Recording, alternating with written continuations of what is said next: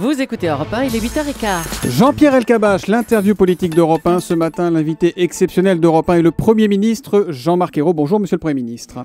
Bienvenue à Europe 1, Monsieur le Premier ministre. Et nous sommes heureux d'accueillir le chef du gouvernement et de la majorité. Bonjour. Le président de la République vous a accordé l'autorisation de parler ce matin? Vous avez le sens de l'humour, mais vous n'êtes pas Nicolas Canteloup, vous êtes Jean-Pierre Elkabbach. Ben justement, la question est une question politique. C'est pas une question sérieuse. C'est une question qui est une évidence. Non seulement, je n'ai pas besoin de demander l'autorisation au président de la République, mais mon devoir, c'est d'expliquer la politique du gouvernement. Mais je ne la fais pas qu'à Europe 1, je la fais aussi dans le pays. Je me déplace toutes les semaines dans toutes les régions de France. Hier, le président de la République, en visite dans la Loire, a répété: ce qui va compter, c'est de savoir si le gouvernement aura des résultats. Pourquoi vous avez tant de mal à redonner aux Français, alors que vous faites beaucoup d'efforts, confiance, espoir et morale? Pourquoi? Mais parce que la situation est très difficile, celle dont nous sommes partis. Jean-Pierre Elkabbach, vous le savez très bien. D'abord, il y a les comptes publics. La France connaît des déficits très importants. Il fallait les réduire. C'est une question d'indépendance, si on veut retrouver des marges de manœuvre. Retrouver les marges de manœuvre, nous les avons retrouvées. Nous avons demandé des efforts aux Français, mais ils sont utiles. Puis en même temps, il faut remettre en marche notre appareil économique. Il faut engager un certain nombre de réformes comme la formation professionnelle, l'éducation, les retraites. Nous le faisons. Mais il y a un objectif qui a été fixé par le président de la République, qui est très clair. C'est inverser la courbe du chômage d'ici la fin de l'année. Et ça, vous allez y arriver? Nous allons y arriver parce que je crois que la politique que nous faisons est bonne. Mais vous y arrivez pour décembre ou est-ce que cet hiver-là va annoncer un bon printemps également? C'est tout à fait juste ce que vous venez de dire. Ce qui est important, c'est que ça soit durable. Alors, il y a notre politique. Est-ce que ce sera durable? Il y a notre politique volontariste avec les emplois aidés, les emplois d'avenir. Tout le monde disait ils vont pas y arriver. Les 100 000 prévus, on les atteindra à la fin de l'année. Mais il y a aussi la situation des entreprises. Et les indicateurs de l'INSEE montrent qu'il y a un changement, le moral des ménages s'améliore, le moral des chefs d'entreprise s'améliore, il y a encore du travail à faire, mais les mesures que le gouvernement a prises, j'en prends une. Le crédit d'impôt compétitivité emploi, ça fait presque un an que je l'ai annoncé après le rapport Gallois. C'est la baisse du coût du travail, parce qu'on parle de tout, mais on ne parle pas de ça. Ça, c'est concret, ça a permis de créer 15 000 emplois, c'est l'INSEE qui le dit. Et donc, moi, ce que je veux, c'est que notre économie aille mieux, elle va mieux. Le FMI vient de sortir ses prévisions. Oui, mais c'est pas très bon pour les États-Unis, mais c'est plutôt pas mauvais, avec une baisse de la croissance mondiale. Ne voyez pas toujours les choses dans le mauvais sens. On avait prévu pour 2013 une croissance négative. Elle sera positive. De 0,1. De 0,2. Elle sera de 0,2 selon les prévisions de l'FMI. Et d'autre part, pour 2014, on sera autour de 1%. C'est-à-dire que comme dans le reste de l'Europe, la reprise est en marche. Tout ce qui doit être fait, y compris au niveau du budget, de la fiscalité, doit consolider la croissance et l'emploi. Vous vous êtes bien lancé, etc. Oui, parce que vous portez tout ça en vous, c'est normal. Je le porte en moi parce que j'y crois, monsieur Elkabbach. Mais heureusement que vous y croyez. Et le problème, c'est de le faire croire aux Français. Le Parlement est saisi. Les Français y croiront quand ils verront les résultats, c'est normal. Oui. Quand dans une région, il y a une entreprise qui ferme, le moral tombe. Mais quand dans une région, la courbe du chômage s'est déjà inversée parce qu'il y a des régions françaises qui sont en avance, je peux vous dire, l'ambiance n'est pas la même. Alors, on va essayer de poser des questions. Est-ce que vous confirmez que les impôts rentrent moins bien et moins vite que prévu? Et pourquoi? Ça, c'est pas parce qu'un journal l'écrit au début octobre qu'on va en tirer une conclusion. C'est à la fin de l'année que nous verrons la réalité. Très bien. Alors, le Parlement est saisi du budget 2014. C'est un instrument pour la croissance. Absolument. Mais on ne sait pas tout à fait à quoi il ressemble, M. Ayrault. Il change assez souvent. La presse, en région surtout, ce matin, demande qui va payer. Écoutez, et il y a une impression de bougeotte fiscale. Écoutez, il y a une stabilité des prélèvements obligatoires pour 2014 et elle sera totale pour 2015. Ça, c'est un engagement qui a été pris, il sera tenu. C'est-à-dire que vous confirmez ici que dans l'avenir, vous allez réduire les dépenses de l'État. C'est déjà fait. Mais vous allez continuer. Absolument. De la sécurité sociale des collectivités locales plutôt que d'augmenter les impôts. Eh bien, c'est ce qui a été dit depuis le début du quinquennat. Nous avons demandé un effort aux Français pour rétablir la situation extrêmement dégradée, remettre de l'ordre, remettre la France à l'endroit. C'est ce que nous avons fait. C'est les Français qui ont permis de le faire, avec des mesures de justice fiscale. Mais l'effort est partagé par tous. Votre gouvernement a renoncé à les BE des entreprises qui auraient affecté... Excusez-moi, Jean-Pierre Elkabbach, mais ce que vous êtes en train de dire, c'est incompréhensible. Le BE, personne ne sait ce que c'est, à part vous peut-être. Et moi, Est-ce que je peux vous demander? Non, je vais vous dire. Qu'est-ce qui vous met en colère comme ça de bon matin? Mais je ne suis pas en colère. Je mets de la clarté. Je mets de la clarté.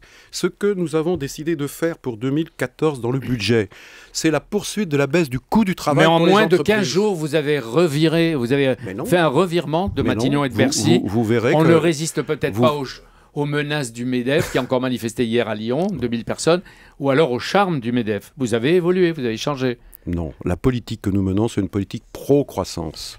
La baisse du coût du travail qui a été annoncée il y a 1 an, elle est effective. Et l'INSEE vient de sortir ses premiers chiffres. Les premières mesures de baisse du coût du travail ont un effet sur la création d'emplois. 15 000 emplois créés grâce au CICE. Ça, c'est concret. Alors, et donc, le coût du travail ne va pas augmenter en 2014. C'est ça qui est important. Oui, les charges des entreprises ne vont pas augmenter. C'est pas parce qu'il y a une demande qui est faite aux plus grosses entreprises françaises de contribuer avec une surtaxe sur l'impôt sur les sociétés, mais que les grandes entreprises. Mais vous l'avez doublé. Les PME sont préservées. Pour 2 les ans. très petites entreprises sont préservées. La TVA sur les travaux de rénovation va être réduite au taux le plus bas. Ça, c'est du concret, c'est pour l'investissement, c'est pour l'emploi. Je peux vous demander, vous ne doutez jamais. Mais je vous dis la vérité. Vous ne doutez jamais. Je dis la vérité. Vous affirmez avec une grande satisfaction. Ce n'est pas la satisfaction. La satisfaction, c'est quand nous aurons les résultats les meilleurs sur la situation du chômage. L'objectif, c'est de renverser la courbe d'ici la fin de l'année. Nous allons y parvenir. Précisément, monsieur le Premier ministre, à propos du chômage, Alcatel a annoncé hier la suppression de 10 000 postes dans le monde, 900 postes en France.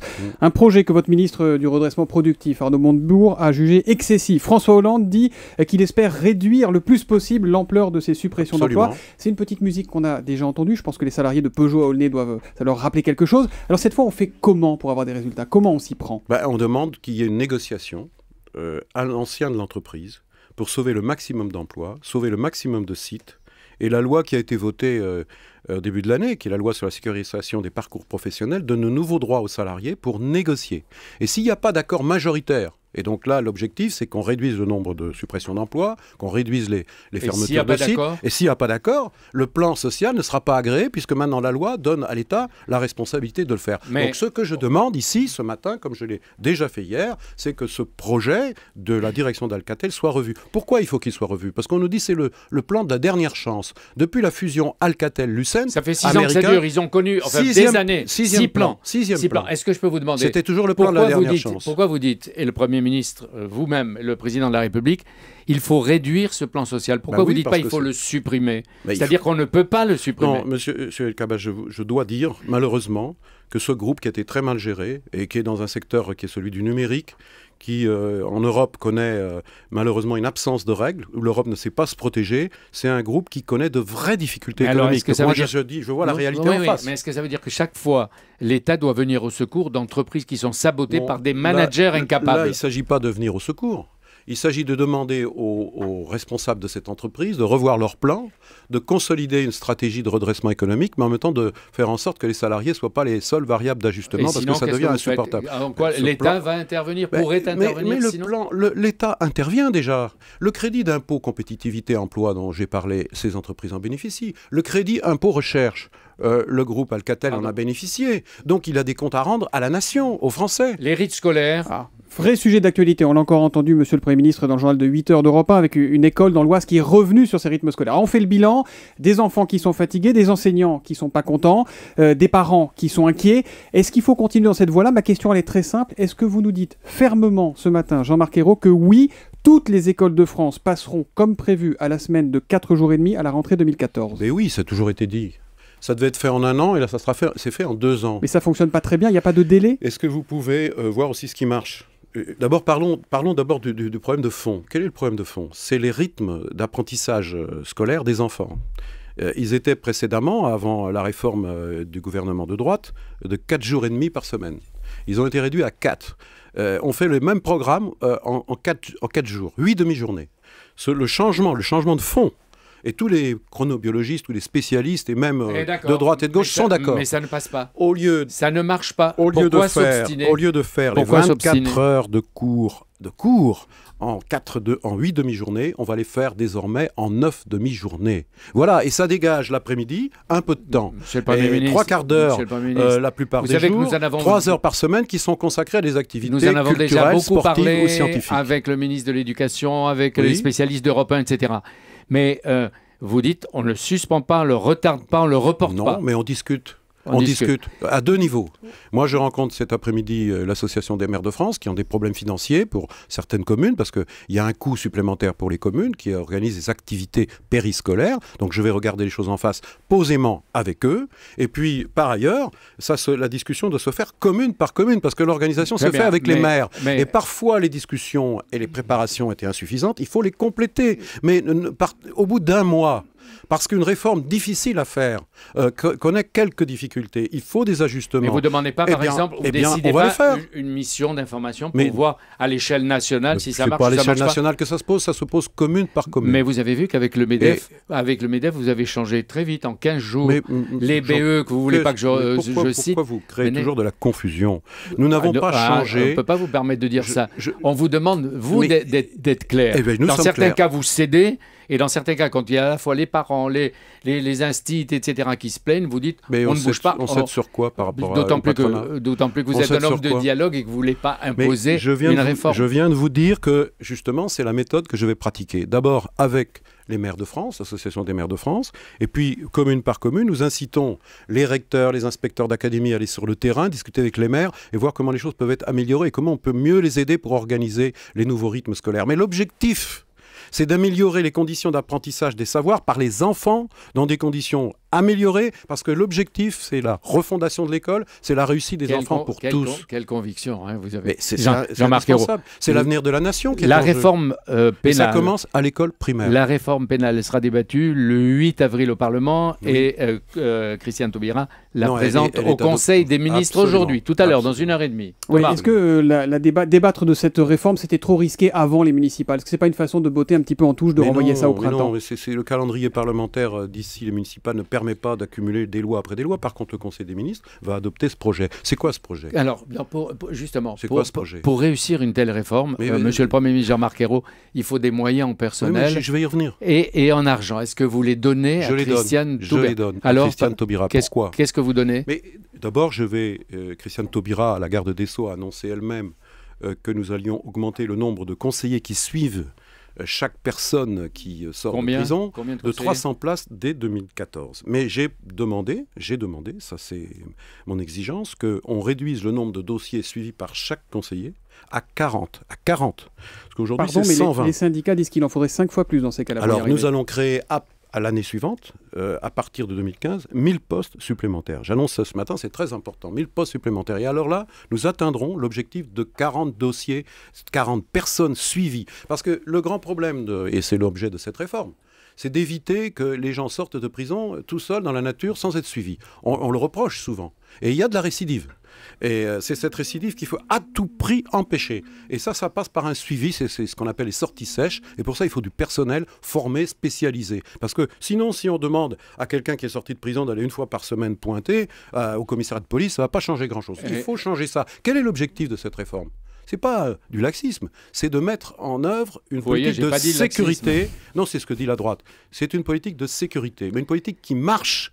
Il n'y a pas l'opposition entre la police et la justice, c'est la même chose. C'est la sécurité des Français, la protection des victimes. Je peux vous donner un chiffre ? Oui.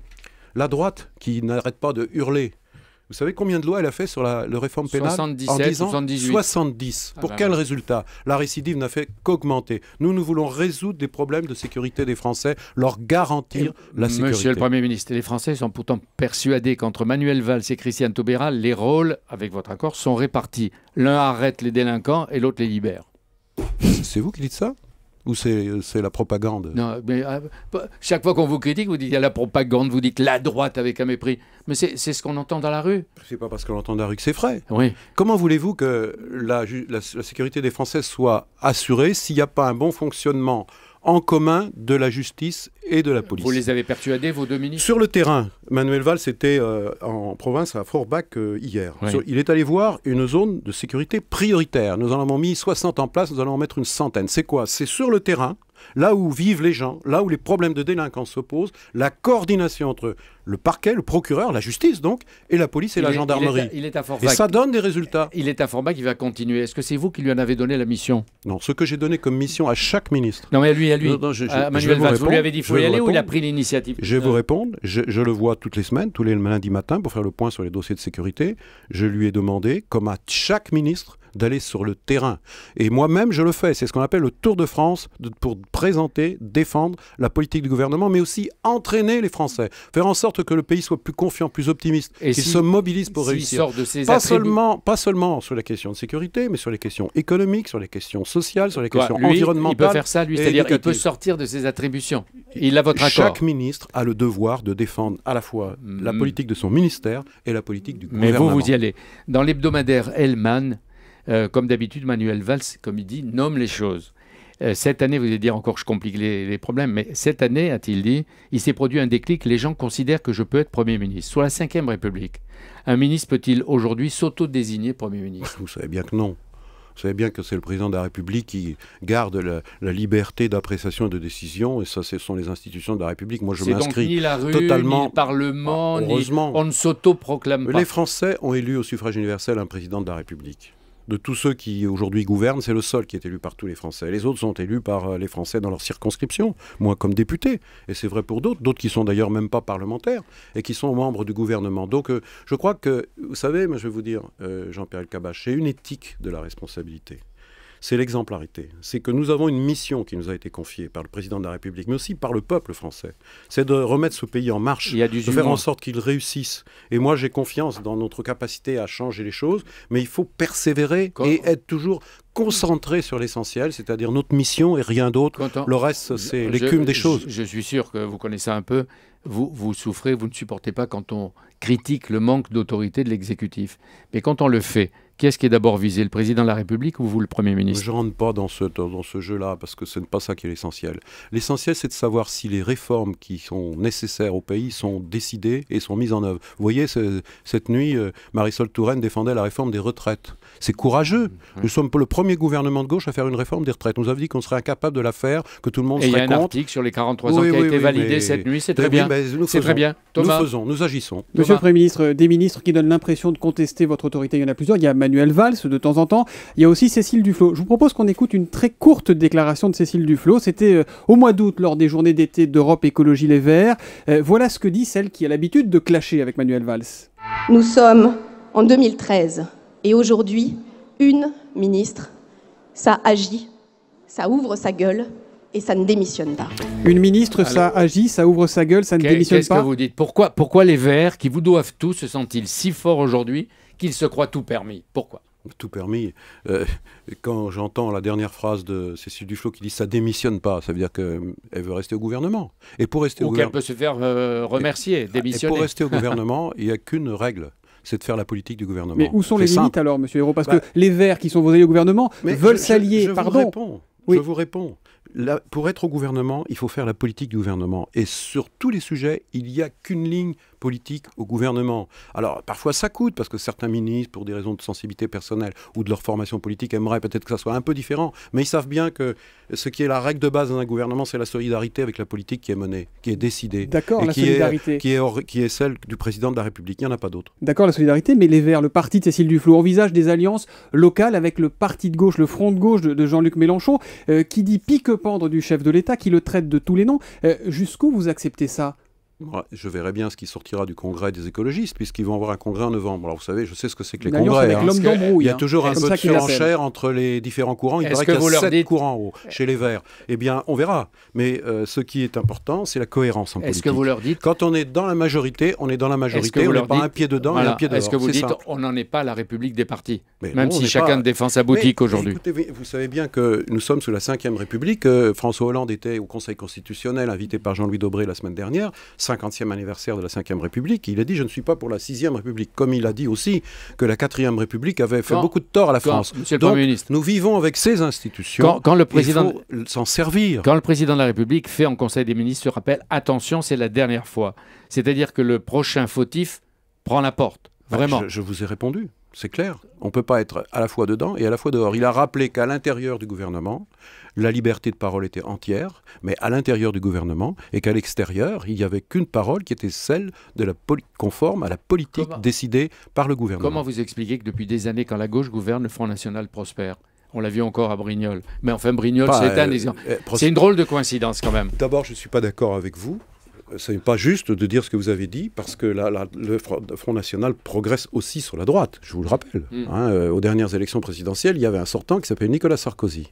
Moi, je vais vous dire, il ne faut pas courir derrière le Front National. Plus vous faites sauter les digues, et c'est ce qu'a fait Nicolas Sarkozy, mais plus récemment, de façon scandaleuse, François Fillon, uniquement pour des raisons de cynisme et d'opportunisme politique, parce qu'il pense que ça va le servir pour être désigné, comme Jean-François Copé d'ailleurs, pour la primaire de l'UMP, mais c'est la France dont il est question. Et donc on ne fait pas sauter les digues avec un parti qui n'est pas conforme aux valeurs de la République. Et qui a fait ça? C'est l'UMP. Qu'est-ce qui se passe quand l'UMP fait ça, quand François Fillon fait ça? Eh bien les électeurs de l'UMP, ils filent directement, comme ça s'est passé à Brignoles, vers le Front National. Mais voilà ce qui s'est passé. Il y a des électeurs aussi de droite. Bon, ils glissent vers l'extrême droite, pas des électeurs socialistes qui, peut-être de temps en temps, votent maintenant Front National. Ça peut arriver, mais je pense que ces électeurs, lorsqu'ils expriment un mécontentement, c'est davantage l'abstention.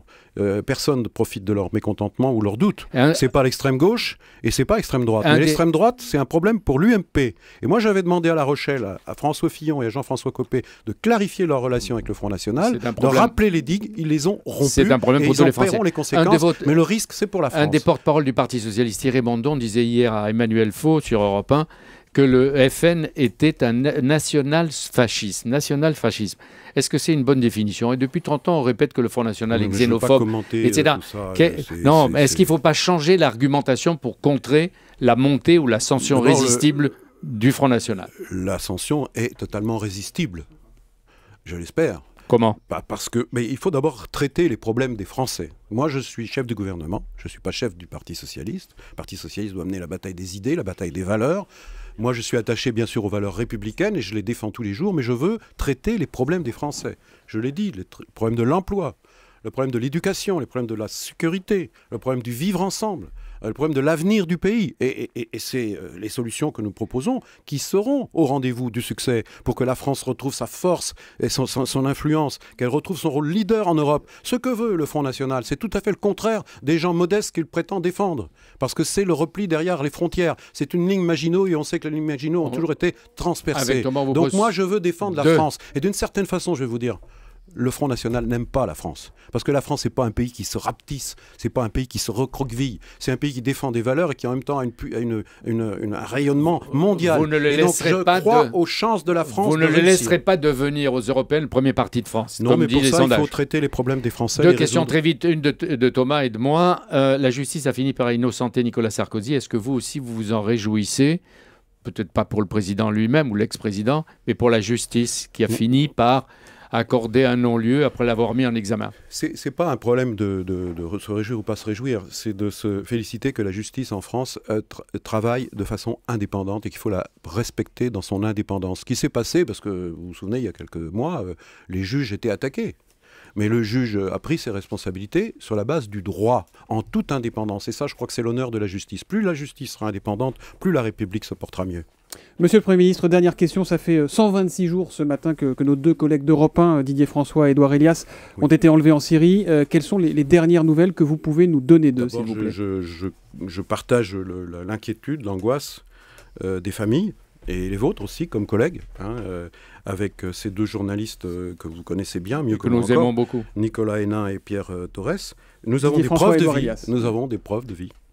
Et ça, c'est très important. Et nous faisons tout pour faire en sorte qu'ils soient libérés. Simplement, je ne peux pas vous donner plus d'informations pour des raisons de sécurité. Mais il y a des contacts. Ça vaut pour tous les autres. Il y a des contacts. Il y a le travail de nos services. Mais je ne vais pas donner d'informations ici. Des preuves de vie récentes ? Oui.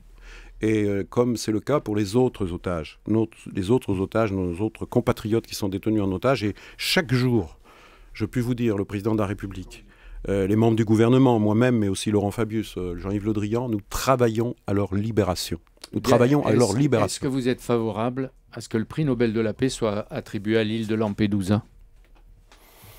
Écoutez, moi je ne décide pas du prix Nobel, je ne vais pas faire de compétition pour le prix Nobel. La seule chose, c'est que Lampedusa a été un drame terrible qui interpelle toute l'Europe. J'ai demandé d'ailleurs que Le Conseil européen en parle, ça sera à l'ordre du jour le 24 et 25 octobre. On peut trouver des solutions. Hier, j'étais avec la vice-présidente du gouvernement espagnol. Qui m'a rappelé que son pays avait été confronté à des situations similaires aux Canaries et que l'Espagne a pris les problèmes à bras-le-corps en négociant avec le Maroc, en négociant avec le Sénégal et la Mauritanie, les pays d'origine. Donc il faut le faire et ça c'est très important, ça n'est pas fait assez. Il faut aussi organiser la sécurité aux frontières.